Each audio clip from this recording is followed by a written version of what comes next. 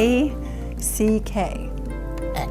Decoding is a word identification skill that allows readers to use the relationship between letters and sounds to recognize words in print. Readers use decoding skills to identify words when they read and to spell words when they write. Readers must be able to decode or identify words independently and rapidly in order to read fluently enough to understand what they read. Phonics is a highly recommended strategy for teaching decoding that enables beginner readers to read words independently and accurately so they can focus on understanding what they read rather than on struggling to sound out each word. You'll now watch a learner and a tutor practicing phonics in context. With this approach, learners sound words out and use context clues to read unfamiliar words.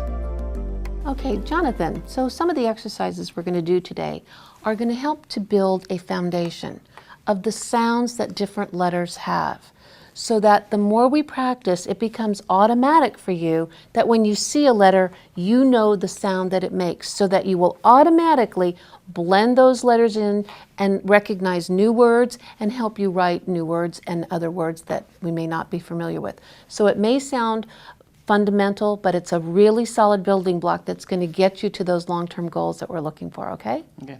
Okay, Jonathan, now we're going to read a story, and if you come across a word you're not sure of, let's sound it out, okay? Okay. So go ahead, start the story about Grump.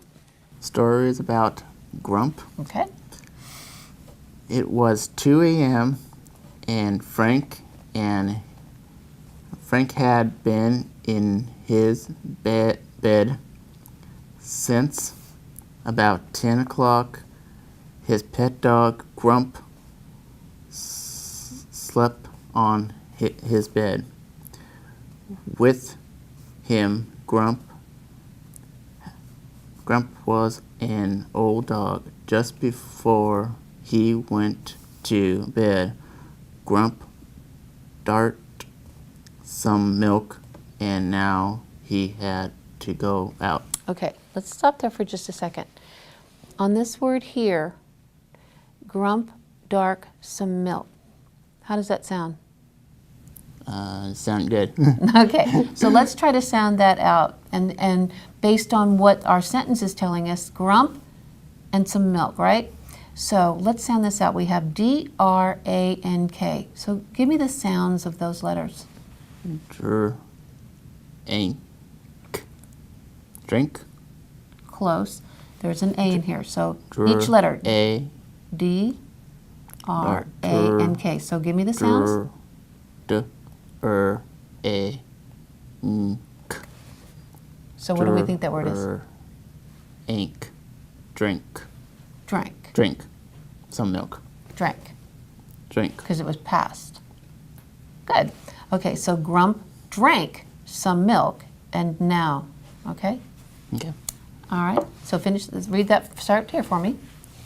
Grump drank Good. some milk, and now he had to go out.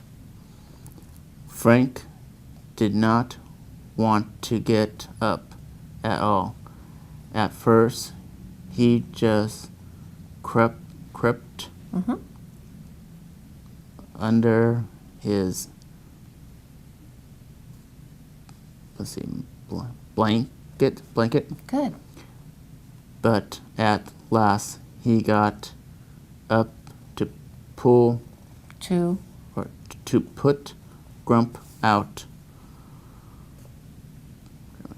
Grump went into backyard. Okay. So right here, Grump went into the bank yard. Does that sound right? No. Okay. So let's sound this out. A B-A-C-K. Let's sound, what are the sounds of those four letters? B, A, K. Good. Back. Okay, so where did Grump go? Grump went into the backyard. So you can see that if it doesn't make sense, you can go back, you can sound out your words where it will make more sense in the context of the story that you're reading. Right? Right. Good. So Jonathan, we did a lot of work today.